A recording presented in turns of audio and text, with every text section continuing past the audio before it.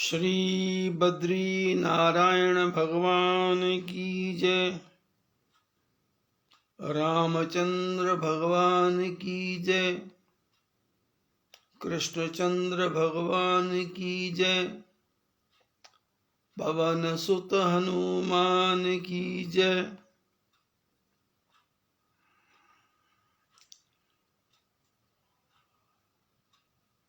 राम कथा का प्रसंग चल रहा है और धीरे धीरे यात्रा सत्संग की आगे बढ़ती चली जा रही है।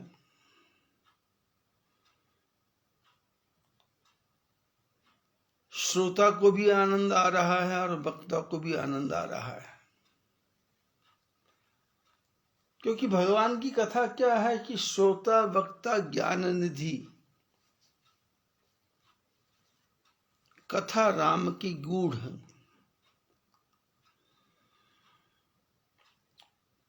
श्रोता भी ज्ञानी होना चाहिए और वक्ता भी ज्ञानी होना चाहिए, क्योंकि भगवान की जो कथा है वो गूढ़ है। गूढ़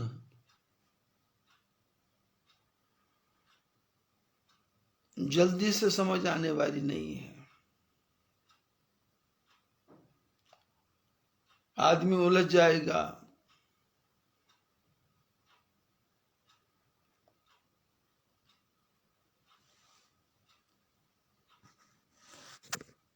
सती उलझ गई, गरुड़ जी उलझ गए, नारद जी उलझ गए,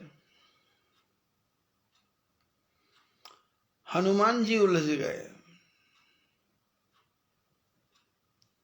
रावण उलझ गया।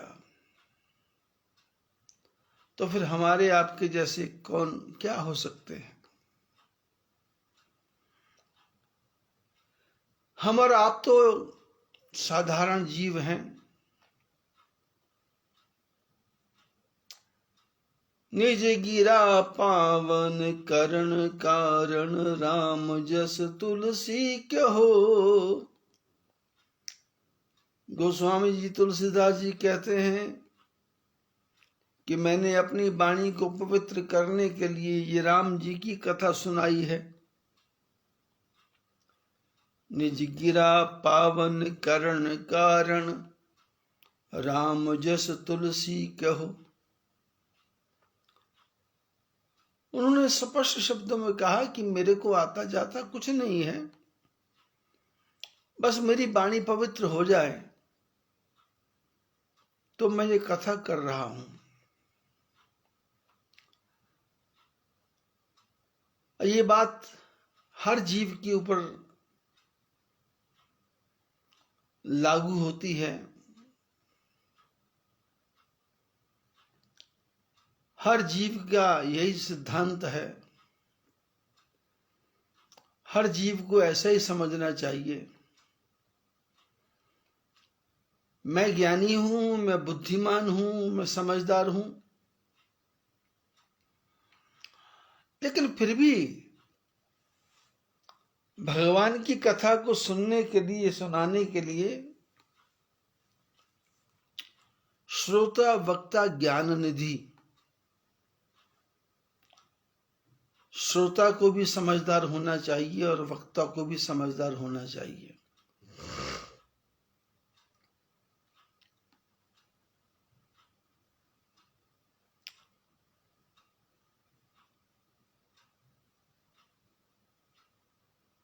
दशरथ के शरीर का अंत हो गया।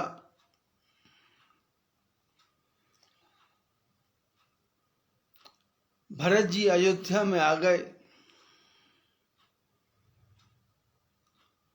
और नदी के किनारे जाकर के पिताजी का अंतिम संस्कार किया। और उसके बाद जो भी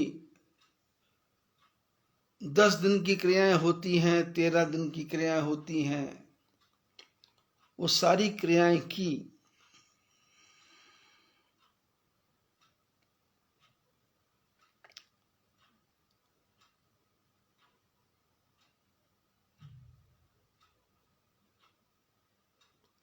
और ब्राह्मणों को धन दिया, दान दिया, रहने को मकान दिया। पिताजी के लिए भरत ने जो भी नियम अनुसार क्रियाकर्म था वो सब कुछ किया, उसमें किसी प्रकार की भी कोई कमी नहीं रखी।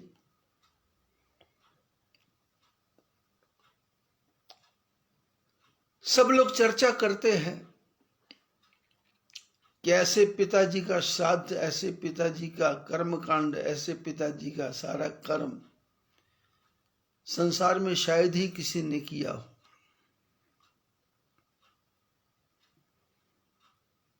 और सब काम करने के बाद में बैठे राज सभा सब जाई, पठे बोली भरत दो भाई। भरत वशिष्ठ निकट बैठा रे, नीति धर्म में वचन उचारे। राज्यसभा में वशिष्ठ महाराज पधारे हैं और भरत शत्रुघ्न दोनों भाइयों को बुलाया और अपने पास में बिठा करके, क्योंकि वशिष्ठ महर्षि दशरथ के भी गुरु हैं, रघु के भी गुरु हैं, अजय के भी गुरु हैं, दिलीप के भी गुरु हैं, ये कुल गुरु हैं।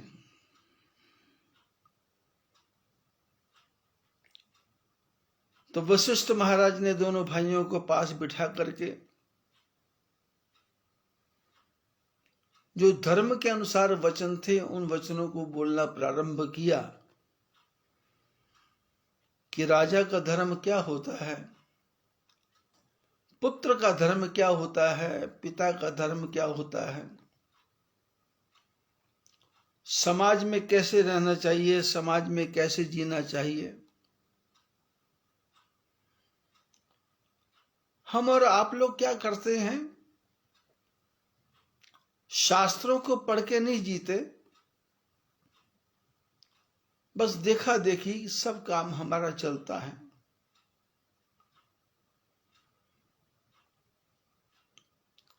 आज से 50, 60, 70 साल पहले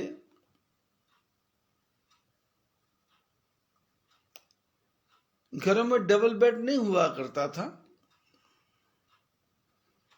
सिंगल सिंगल चारपाई होती थी और हर आदमी अपने अपने बिस्तर पर सोया करता था। एक बड़ा हॉल था, उसी हॉल में बहू भी रहती थी, बेटा भी रहता था, जवाई भी रहता था, भाई भी रहता था। सब अपनी अपनी मर्यादा का पालन करते थे।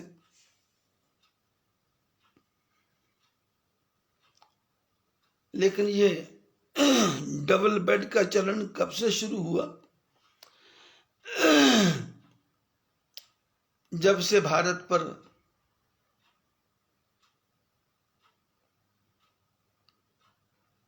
ब्रिटिश का शासन हुआ।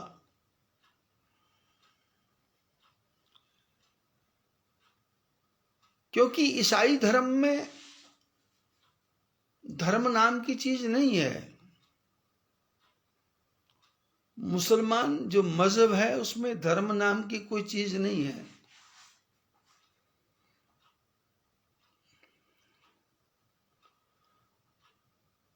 वहां तो एक साथ बैठ के खाओ, एक साथ नंगे नहाओ,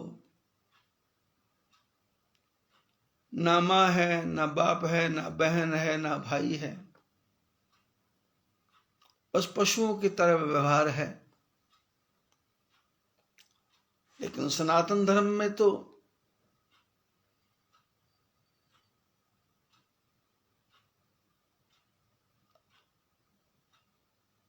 किसी को चाचा बोला जाएगा, किसी को ताऊ बोला जाएगा, किसी को दादा बोला जाएगा, किसी को परदादा बोला जाएगा, किसी को नाना बोला जाएगा तो किसी को फूफा बोला जाएगा, तो किसी को मामा बोला जाएगा, तो किसी को भांजा बोला जाएगा।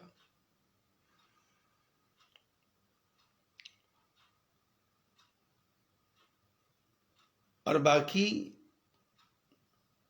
जितने भी मजहब हैं उनमें कोई रिश्ता नहीं है। रिश्ते के अंदर एक बाल जितना भी फर्क आ जाए तो रिश्ता कहीं से कहीं से कहीं से कहीं से कहीं निकल जाता है।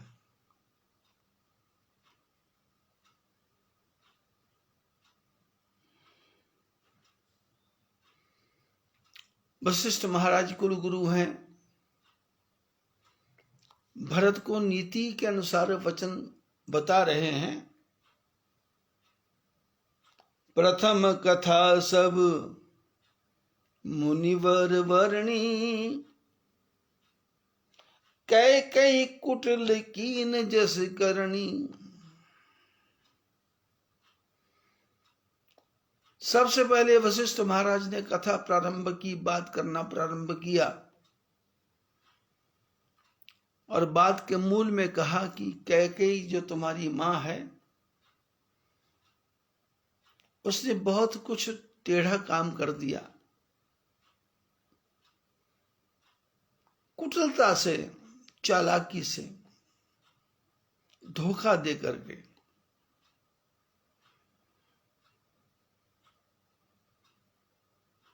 लेकिन तुम्हारे पिता राजा दशरथ वो कितने परम धर्मात्मा थे कि उन्होंने सत्य का साथ नहीं छोड़ा और सत्य के पीछे अपने प्राणों का परित्याग कर दिया। ये वशिष्ठ महाराज भरत को समझा रहे हैं। कहत राम गुण शील सुभाऊ, सजल नयन पुल कयो मुनिराऊ। और बातें करते करते वशिष्ठ महाराज को राम जी की शील स्वभाव का ध्यान आ गया कि पुत्र हो तो ऐसा। पिता ने आज्ञा दी नहीं, मां ने आज्ञा दी और चुपचाप जंगल की तरफ प्रस्थान कर दिया। ऐसा बोलते बोलते महात्मा जी की आंख में आंसू आ गए, शरीर पुलकित हो गया। बाहुरी लखन सिय प्रीति बखानी, शोक स्नेह मगन मुनि ज्ञानी। और उसके बाद में लक्ष्मण का प्रेम, सीता जी का प्रेम, उन सब का वर्णन कर रहे हैं वशिष्ठ महाराज जी भरत के सामने।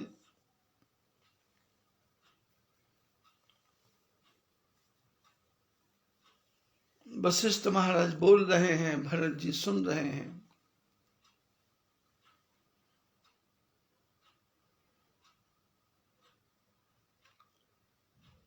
लेकिन अचानक वशिष्ठ महाराज ने देखा कि भरत कुछ बोलना चाहता है।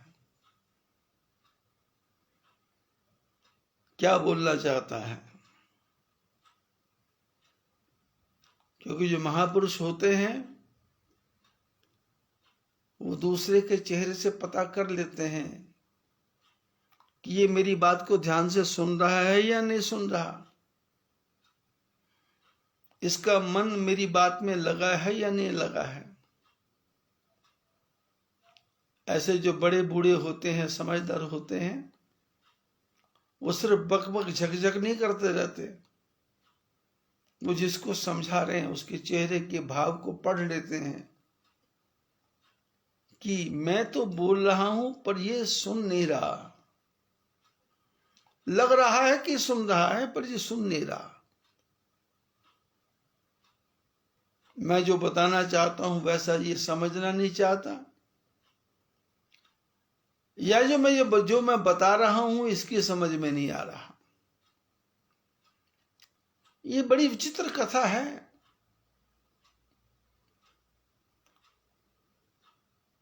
पति पत्नी जिंदगी भर जीवन भर एक साथ रहते हैं पर समझ नहीं पाते कि सामने वाला क्या चाहता है, पत्नी क्या चाहती है, पति क्या चाहता है। पिता के साथ पुत्र जीवन भर रहता है, पुत्र नहीं समझ पाता कि पिता के मन की इच्छा क्या है, और पिता भी नहीं समझ पाता पुत्र के मन की इच्छा क्या है। ये बड़ी विचित्र कहानी है। लेकिन जो मनुष्य इस बात में चालाक हो जाए, समझदार हो जाए कि सामने वाले के चेहरे के हाव भाव को देख करके समझ जाए कि इसका ध्यान मेरी बात की तरफ नहीं है, तो फिर उसके जैसा ज्ञानी संसार में हो नहीं सकता कोई भी। वशिष्ठ महाराज तो महाज्ञानी हैं। भरत जी को समझा रहे थे पर देखा भरत का ध्यान कहीं और है। वशिष्ठ महाराज ने पूछा, भरत तुम क्या सोच रहे हो?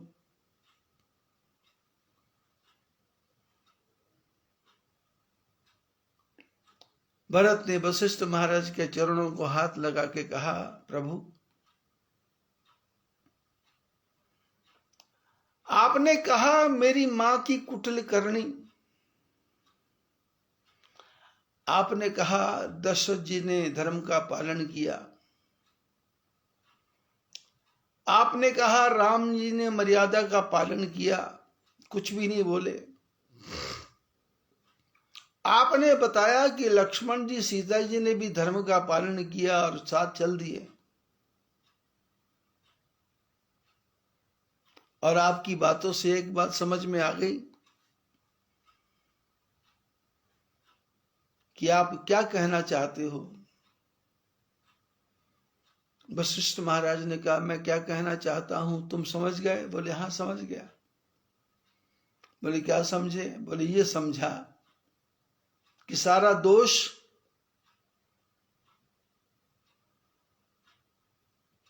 मेरी मां कैकेयी का है।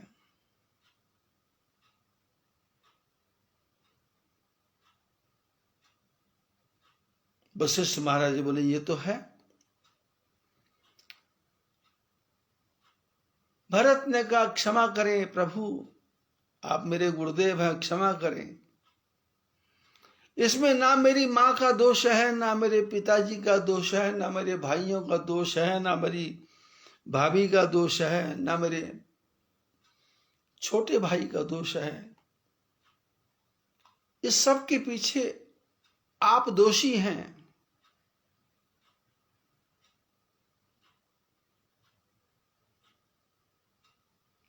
उस समय वशिष्ठ महाराज के पास कोई बैठा नहीं था, भरत शत्रुघ्न ही थे, और दोनों को वशिष्ठ महाराज समझा रहे थे। भरत ने जब ऐसा बोला तो वशिष्ठ महाराज को क्रोध नहीं आया, क्योंकि समय ही ऐसा था। आदमी जब असमंजस में हो जाता है, आदमी जब दुख में डूब जाता है, आदमी जब शोक में पीड़ित हो जाता है, तो उसको क्या बोलना है क्या नहीं बोलना है इसका भान नहीं रहता, इसका ज्ञान नहीं रहता। ऐसे वशिष्ठ महाराज ने सोचा कि भरत बोल तो रहा है, शायद इसकी बुद्धि पर कुछ अज्ञान का पर्दा पड़ गया।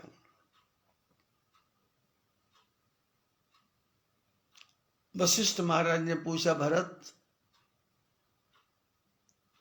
तुम कहते हो इसमें मेरा दोष है, इसमें मेरा क्या दोष है? अरे तेरे पिताजी ने शीशे में अपने चेहरे को देखा था तो कानों के पास बाल सफेद दिखाई दिए।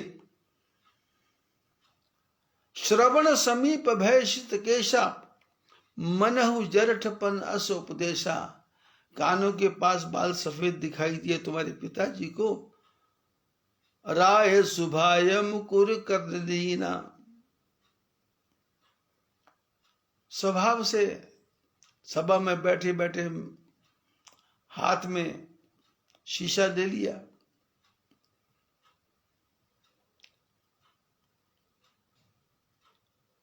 और मुकुट को जो टेढ़ा मेढ़ा था उसको ठीक करने लगे तो सफेद बाल दिखाई दिए। और सफेद बालों को देखते ही तुम्हारे पिताजी के मन में आया कि मैं राम को राजा बना दूं, युवराज बना दूं। राजा ने युवराज। और मेरे से चर्चा हुई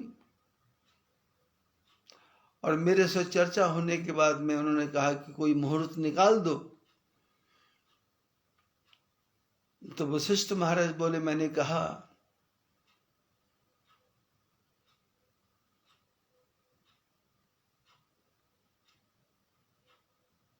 सुदिन सुमंगल तब ही जब राम हो ही युवराज।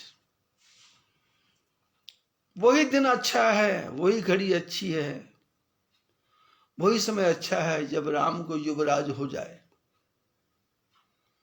मेरे मुंह से निकला नहीं कि ये घड़ी ठीक है, मेरे मुंह से ये निकला कि वो घड़ी अच्छी है जब राम युवराज बन जाए।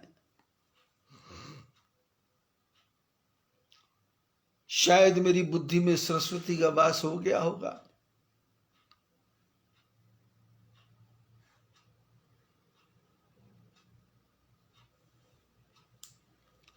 भरत जी ने कहा, उसके बारे में मेरे को कोई चर्चा नहीं करना है,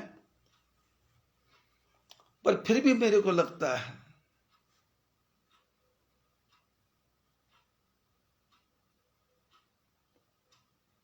सबसे ज्यादा दोष आपका है।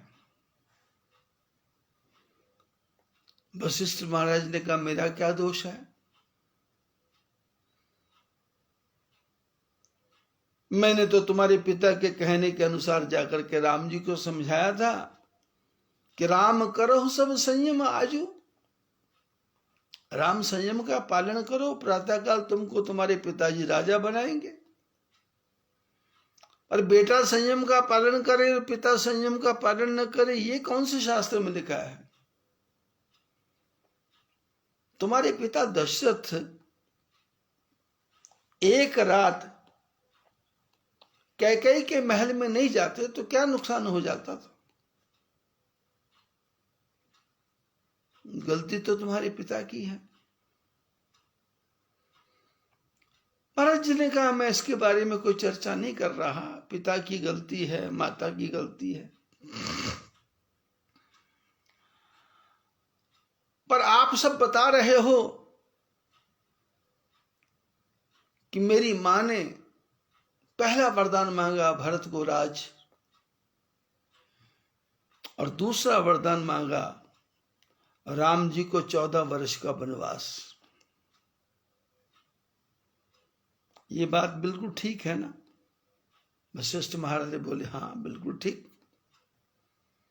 पहला वरदान क्या था? भरत को राज, और दूसरा वरदान राम को 14 वर्ष का वनवास। बोले, गुरुदेव इस पूरे राज्य सभा में दशरथ जी के यहां सबसे बड़ा कौन है? वशिष्ठ महाराज बोले, सबसे बड़ा मैं हूं। तो बोले, फिर सबसे बड़े जब आप हैं तो पहला वरदान भरत को राजा बनाना है, ये तो पूरा हुआ नहीं, और दूसरा वरदान पहले पूरा हो गया।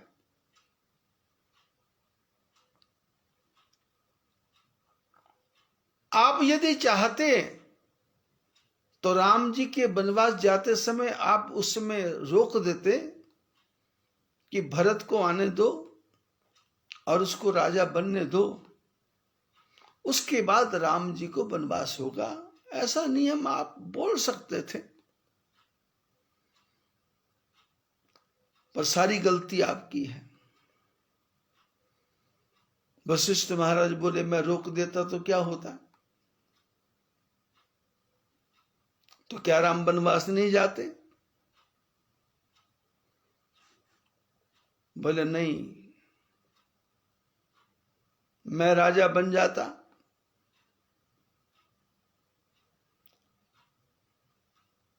और राजा बनते ही सबसे पहले मैं अपनी मां कैकेयी को जेल में डाल देता और राजा की आज्ञा से अपने पिता दशरथ को भी जेल में डाल देता। राम जी को कहता कि आपको राज आज्ञा है, आप अयोध्या छोड़ के कहीं नहीं जा सकते, तो क्या मेरी आज्ञा नहीं मानी जाती?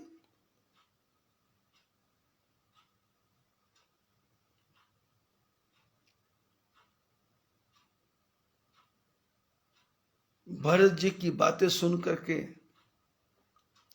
वशिष्ठ महाराज की आंखें खुली की खुली रह गई और वशिष्ठ महाराज बोले भरत,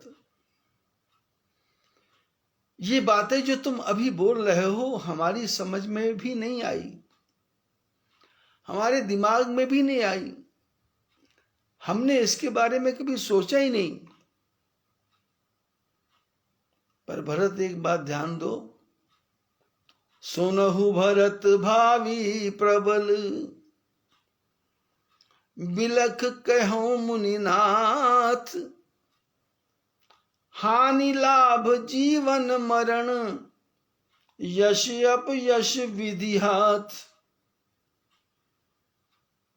वशिष्ठ महाराज ने कहा भरत ध्यान से सुनो, सुनो भरत भावी प्रबल। बोले ये होनी बड़ी प्रबल है,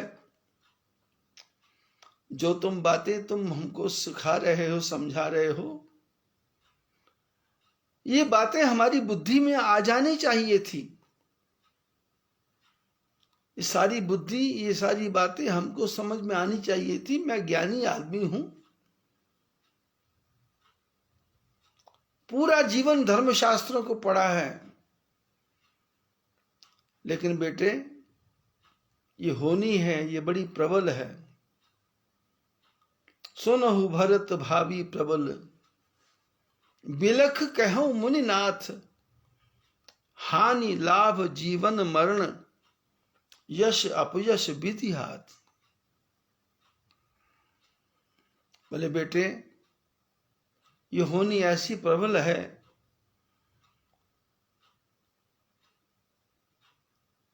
तुलसी जस भवितव्यता तैसी मिले ही सहाय, आप न जाहि ताहि पह ताहि तहां ले जाए।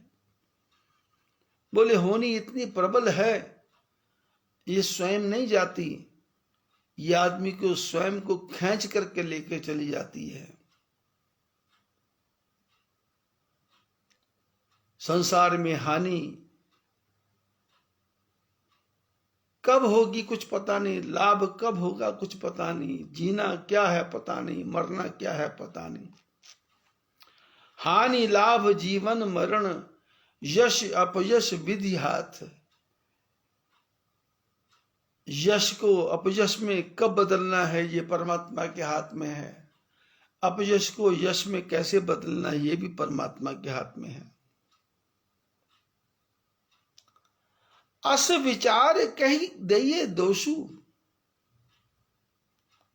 भरत ऐसा विचार करके अब किसको दोष दें, किसको बुरा कहें?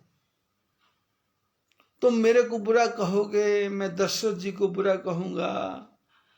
दशरथ कैकेयी को बुरा कह रहे थे, अयोध्या के लोग मंथरा को बुरा कह रहे थे। अस विचार कही देये दोषु, व्यर्थ काहे पर कीजिए रोषु। बेकार में किसी पर क्रोध करने से अब क्या लाभ है। तात विचार करहु मन माही, सोच जोग दशरथ नृप नाही। वशिष्ठ महाराज बोले, भरत विचार करके देखो, मन में विचार करके देखो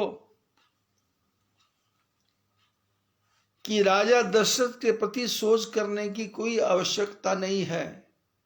राजा दशरथ ने जो कुछ भी किया वो बिल्कुल समय अनुसार ठीक ही किया। सोचिए नृपति जो नीति न जाना, यही न प्रजा प्रिय प्राण समान। बोले उस राजा के बारे में सोचना चाहिए जो राजा नीति न जानता हो। उस राजा के बारे में सोचना चाहिए जिनको अपनी प्रजा प्राणों के समान प्यारी ना हो।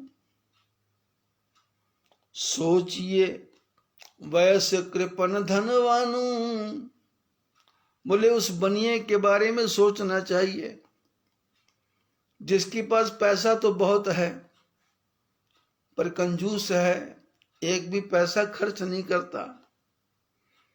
सोचिए वैश्य कृपण धनवान, जो न अतिथि शिव भगति सुजानु। बोले पैसा तो बहुत है पर अतिथि को भोजन नहीं करवाता, शंकर भगवान की भक्ति नहीं करता। और जो सुजान नहीं है, सोचिए शूद्र विप्र अवमानी, बोले उस शूद्र को सोचनीय है जो ब्राह्मणों का अपमान करता है। तिलक तराजू और तलवार, उनको मारो जूते चार। ऐसे मायावती जैसे लोग, हालत क्या हो गई, अब कोई पूछने वाला भी नहीं है, पैसा इकट्ठा हो गया।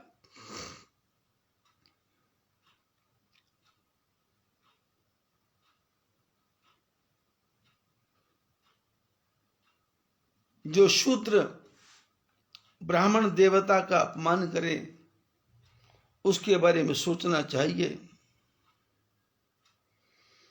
मुखर मान प्रिय ज्ञान गुमानी, बोले ज्यादा बकवास करता है, ज्यादा ज्ञानी बनता है, ज्यादा अहंकारी बनता है, ऐसा शूद्र, इसके बारे में सोचना चाहिए। सोचिए पुनि पति वंचक नारी, बोले पति को ठगने वाली औरत के बारे में सोचना चाहिए जो अपने पति को ठगती रहती हो हर बात में। कुटिल कलह प्रिय इच्छाचारी, हमेशा कुटिलता करते रहे पति के साथ में, 24 घंटे कलह की भावना घर में बना के रखे और अपनी इच्छा के अनुसार जो चले, ऐसी स्त्री के बारे में सोचना चाहिए। सोचिए बट निज व्रत परिहरहि, जो नहीं गुरु आयसु अनुसरई। बोले उस ब्रह्मचारी के बारे में सोचना चाहिए जो अपने व्रत का त्याग कर देता है और जो अपने गुरु जी की आज्ञा का पालन नहीं करता, उनकी आज्ञा के अनुसार नहीं चलता, ऐसे ब्रह्मचारी के बारे में सोचना चाहिए। सोचिए गृही जो मोह बस, करई कर्म पथ त्याग। सोचिए जति प्रपंच रत, विगत विवेक विराग। बोले उस गृहस्थी के बारे में सोचना चाहिए जो मोह के बस में होकर के अच्छे कर्मों का त्याग कर देता है, करे कर्म पथ त्याग, अच्छे कर्म पथ का त्याग कर देता है, छल कपट प्रपंच से पैसा जोड़ता है और अपने बच्चों को आगे बढ़ाने के लिए धोखेबाजी करता है। और ऐसे महात्मा के बारे में सोचना चाहिए जो प्रपंच में फंस जाए और जिसका विवेक खत्म हो जाए, जिसका वैराग्य खत्म हो जाए, ऐसे सन्यासी के बारे में सोचना चाहिए। बैखानस सोई सोचे जोगु, तप बिहाय जही भावई भोगु। बोले उस सन्यासी के बारे में सोचना चाहिए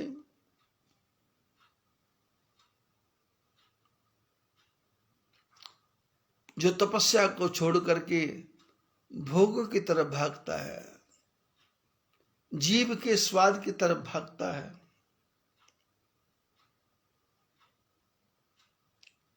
जिसको गोलगप्पे चाहिए, रसमलाई चाहिए, आंवले का मुरब्बा चाहिए, शहद चाहिए, च्यवनप्राश चाहिए, स्वर्ण भस्म चाहिए, ऐसे सन्यासी के बारे में सोचना है। सोचिए पिसुन अकारण क्रोधी, जननी जनक गुरु बंधु विरोधी। बोले ऐसे मनुष्य के बारे में सोचना चाहिए जिसमें ताकत तो नहीं है पर हर एक के साथ विरोध करने को तैयार रहता है।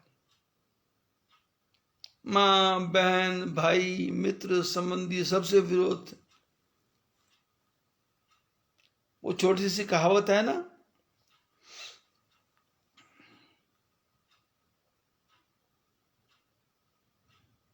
कि मोटा देख के डरिए ना और पतला देख के लड़िए ना।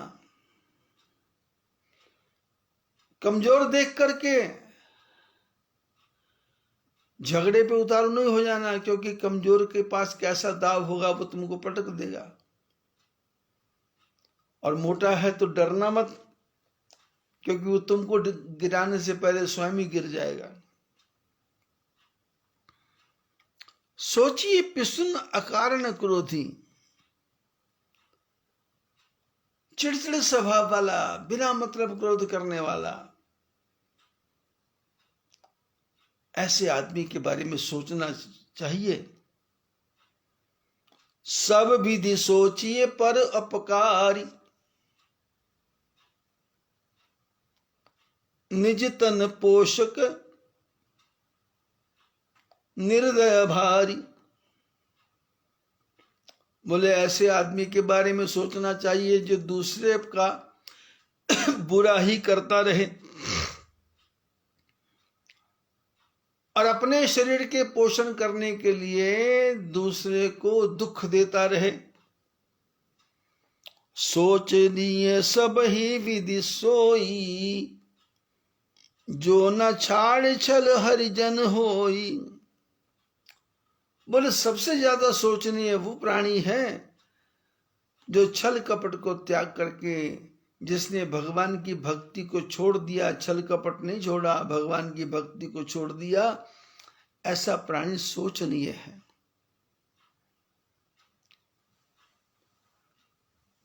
आज का सत्संग यहीं, फिर दूसरा प्रसंग शुरू करेंगे। YouTube पर अपना ये सत्संग आ रहा है और YouTube में मेरे चैनल का नाम है बद्री प्रेम सत्संग। तो आप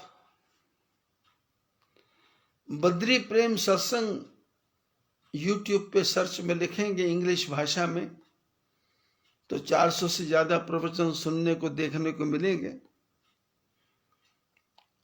प्रवचनों को देखें, आनंद लें। एक एक कथा में एक एक रहस्य है। आप जो भी 2-4 प्रवचन सुनना चाहें सुने, आपको बहुत आनंद आएगा और आपका मन भगवान की भक्ति में लग जाएगा। सत्संग का आनंद लें, सब्सक्राइब करें, अपने मित्रों को भेजें। आपको, आपके परिवार को, सभी को आशीर्वाद। जय बद्री विशाल।